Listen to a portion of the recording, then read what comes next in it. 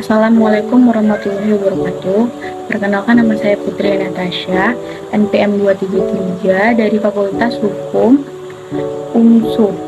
Di pembahasan kali ini, saya akan membahas mengenai hubungan manusia, masyarakat, dan hukum. Manusia, masyarakat, dan hukum merupakan tiga hal yang berkaitan erat. Menurut saya sendiri, manusia secara logikanya adalah makhluk hidup yang memiliki akal dan pikiran, dan manusia itu juga merupakan makhluk sosial yang hidupnya berkelompok. Sedangkan masyarakat itu sendiri bisa terbentuk apabila ada dua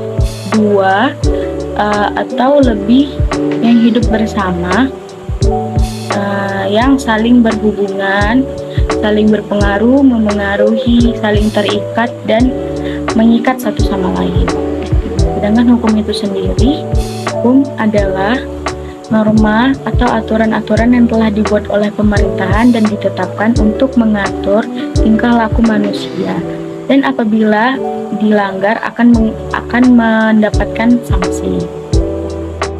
Menurut Sudirman Kartohabdiprodjo, istilah Zon Politikon ini oleh Hans Kelsen dijelaskan sebagaimana man is social and politic being, yang berarti manusia itu selalu hidup dengan pergaulan hidup manusia, dan dalam keadaan demikian itu ia berorganisasi.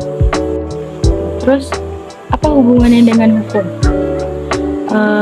Cicero pernah mengatakan bahwa ubi societas ibis ius, di mana ada masyarakat, di situ ada hukum. Di mana sudah ada dua orang, maka hukum akan dipandang sebagai suatu yang wajib ada untuk mengatur hubungan antara dua orang tersebut. Orang juga bertanya, seperti apakah hubungan hukum dengan masyarakat? Hukum dan masyarakat memiliki hubungan timbal balik, yakni di mana ada hukum, di situ ada masyarakat. Hukum ada untuk mengatur kehidupan bermasyarakat, agar masyarakat memiliki kesadaran hukum mengenai pedoman norma tentang perbuatan yang boleh dilakukan dan perbuatan yang merupakan penyimpangan dalam kehidupan bermasyarakat. Ada 4 macam norma dalam bermasyarakat. Misalnya yang pertama itu norma agama, norma kesusilaan, norma kesopanan, sama norma hukum. Contohnya itu misalnya kalau dalam agama ya kan.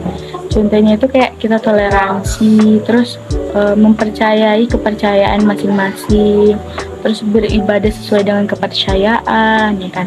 Terus juga misalnya kayak kita berperilaku, kalau norma kesopanan ya, kalau kita berperilaku dengan menggunakan bahasa yang sopan kepada orang yang lebih tua.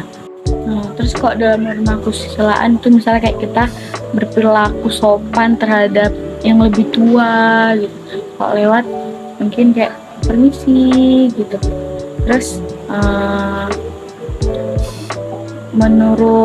terus ini apa sih, menaati peraturan berlalu lintas gitu. dan banyak sekali kayak kita tuh membutuhkan hukum gitu.